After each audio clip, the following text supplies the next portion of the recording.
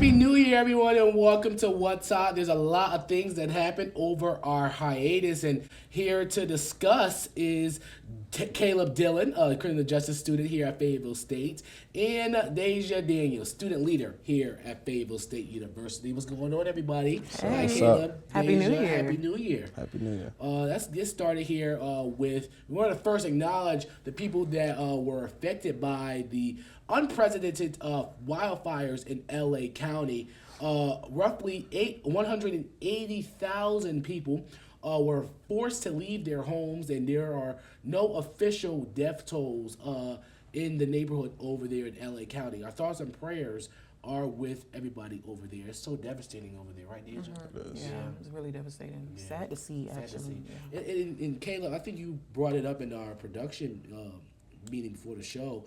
Just because they're people, no, you brought that up. Just because they're, rich doesn't mean they're people. People are losing their homes. A lot of celebrities lost their homes. A lot of, other people lost their homes. And then you brought it up about the government. The government. Talk about that. We got to have a better system in place to where, because wildfires are no surprise. It's not abnormal in California. So we got to have a better system in place to when these things do break out. Yeah.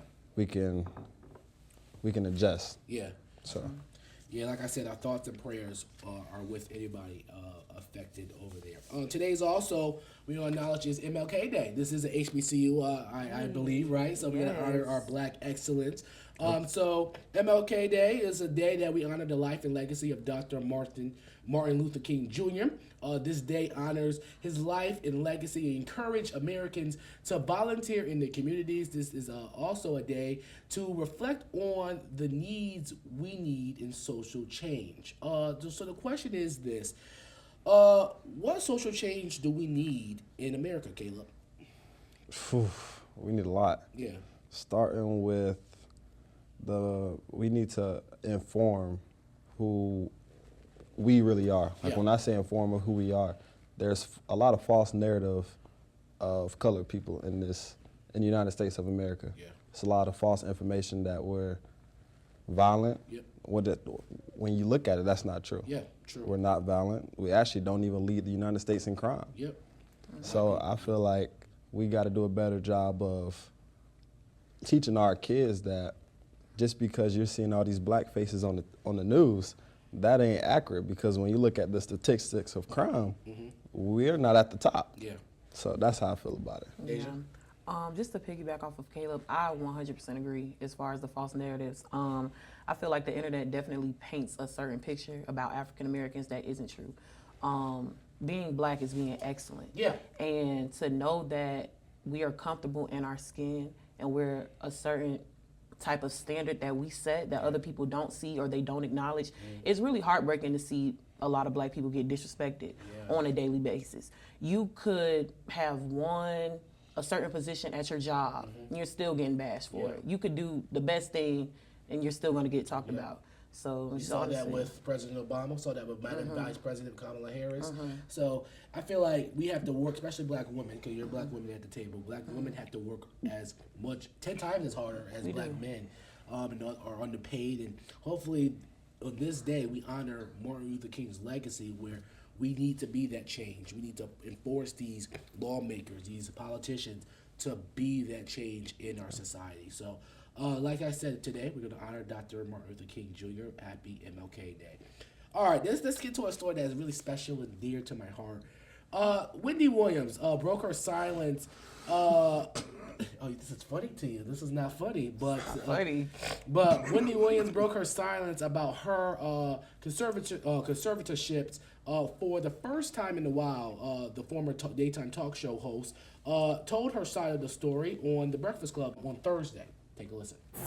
I am not cognitively impaired, you know what I'm saying? No, but I feel like I am in prison. You understand what I'm saying? What do I think about being abused? Look, this system is broken. This system that I'm in, this system, it has falsified, a lot. You know what I'm saying? You know what I'm saying? They said you're cognitively impaired and you're incapacitated. Do I seem that way? You've been calling me 5 times a day for the last 2 weeks. No, you don't seem that way. So the question is, do you believe Wendy Williams deserves guardianship, Deja? Honestly, this is a tough topic. Yeah. I don't really know all the information about Wendy Williams and her, like what she has going on, so I can't really speak too much on it. That's my part. Wendy Williams needs help. Really? Just because she went on the Breakfast Club and she sound good, she has everybody in the United States of America food but me. Okay, explain. First of all, I can tell by how she's speaking that she's not all the way there. She keeps repeating herself.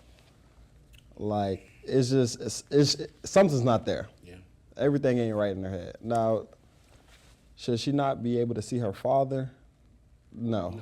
She should be able to see her family, but she shouldn't have access to her money, because I don't think that she's Her family should have access. her to family should have access to her money.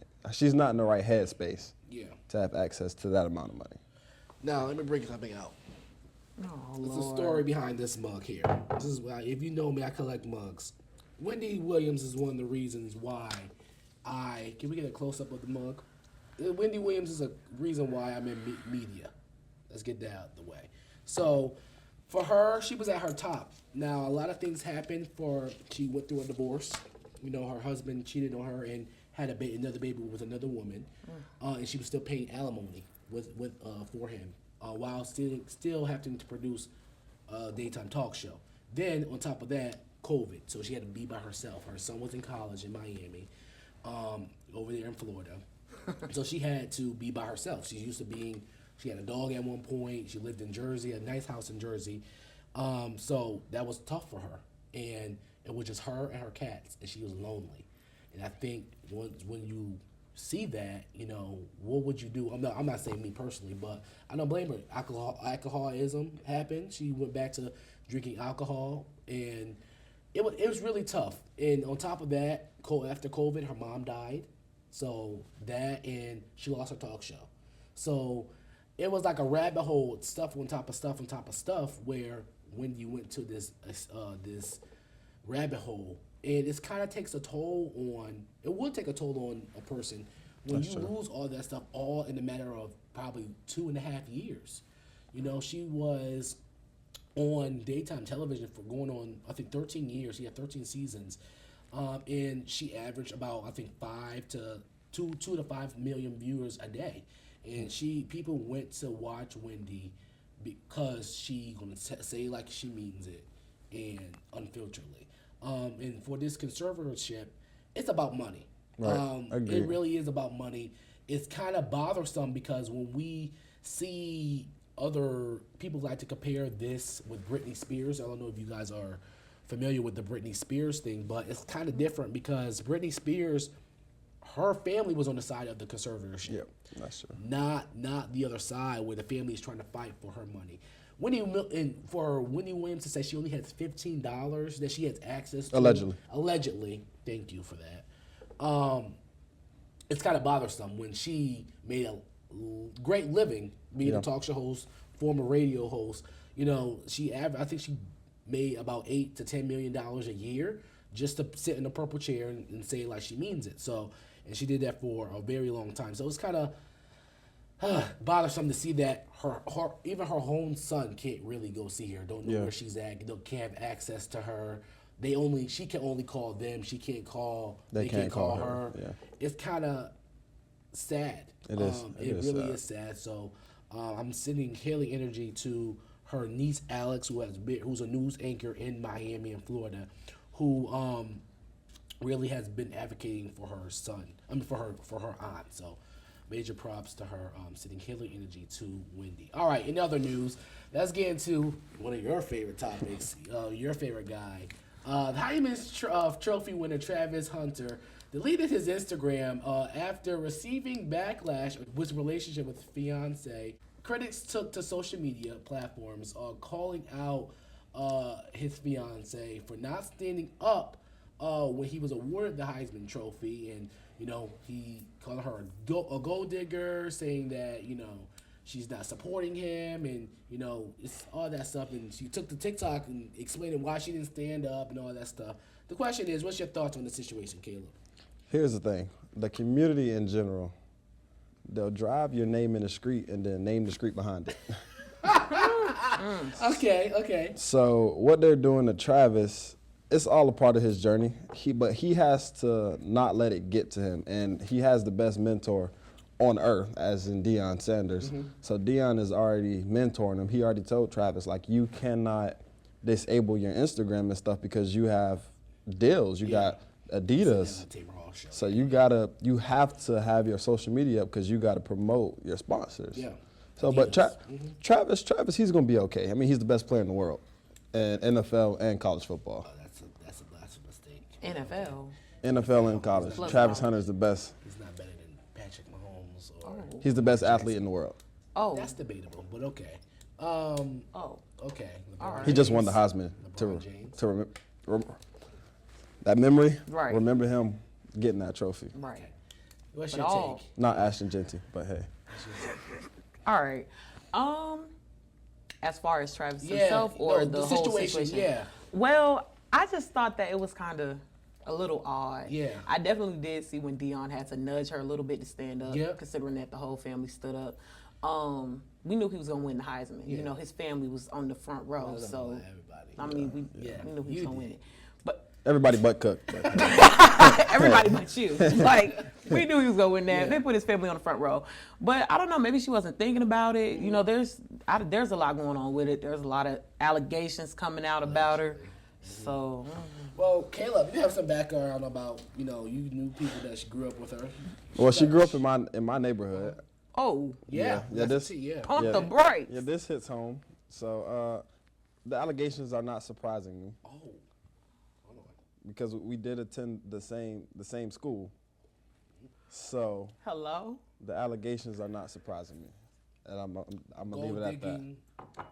But the thing is, I don't know why Travis. First of all, he gave people power by deleting his Yeah. Instagram. That's number one.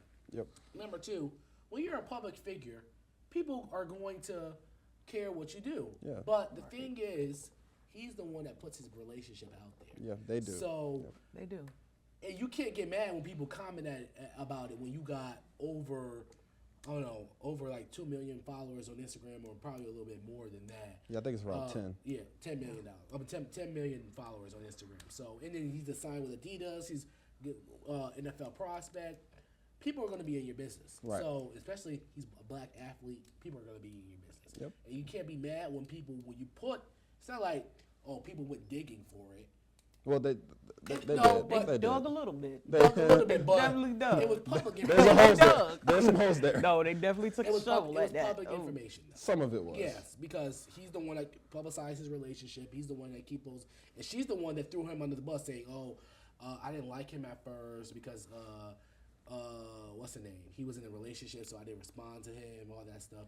So it's As long as Travis Hunter gets an airtight prenup, it's all good with me. I hope he signs a prenup.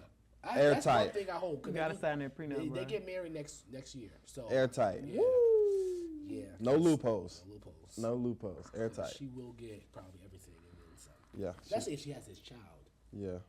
There that go. Bring a baby into the conversation.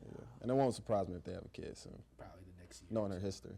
Wow. Okay. All right. We gotta take a commercial break. We'll be right back. It's What's Up with Your Mic. Welcome back, everyone. Let's get into some more hot news.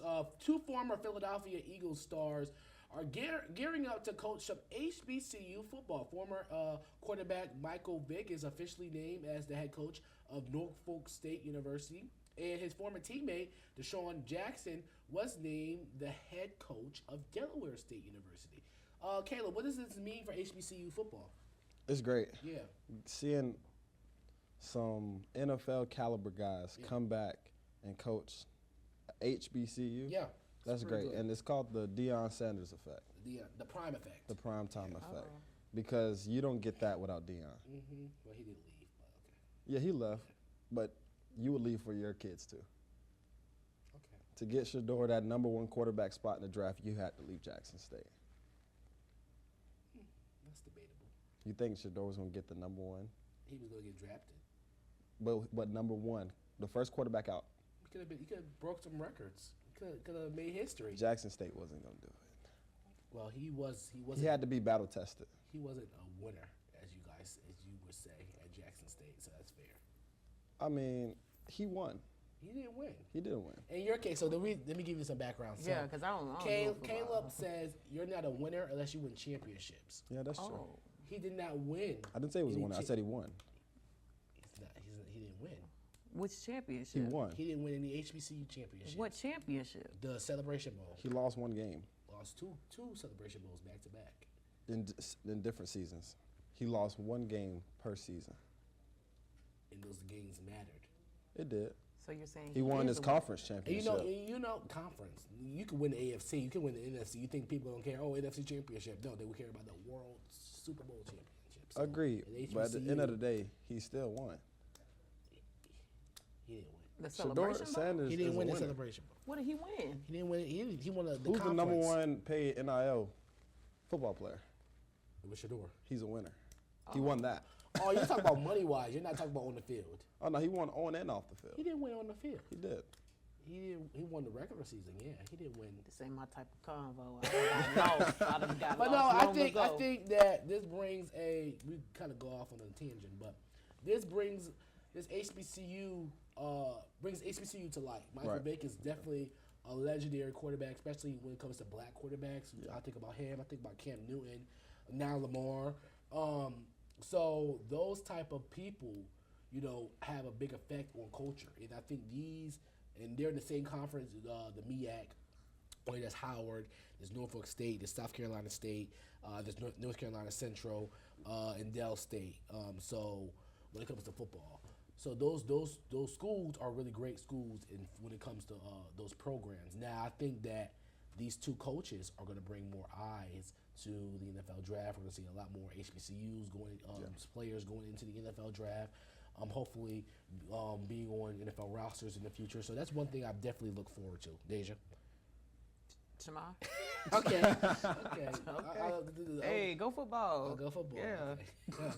All right, that's fine. All right. Let's get into our last topic. All right. Oh no, actually, let's get into our next topic. Rapper Gucci Mane allegedly gifted his wife Keisha Kayor a private island in celebration of her 40th birthday. Deja, what's the most expensive thing you have bought for your partner? That's the question. Maybe like a pair of shoes? What are you talking about? Shoe like from Target or from? No, like some, like Nike shoes? Maybe like shoes. Sneakers. Yeah, sneakers. Okay, how much were they? Like two something. That's not bad. Okay, Caleb. Could work with a lot. I did a couple trips, well over 1,000. Whoa. Shopping sprees, definitely well over 1,000. Yeah, you can't hide it when you got it. Me. Okay. Whoa. Oh, I like that confidence. Period. Okay. Me, I spent probably almost 600. Shopping spree. Shopping spree. We'll never do it again. All right. All right. Because some relationships don't work out. But we digress. All right, let's get to our hot question of the day. Travis. Coming up, our hot question of the day is next. The question is, would you rather Target or Walmart? That is the question. We'll be right back.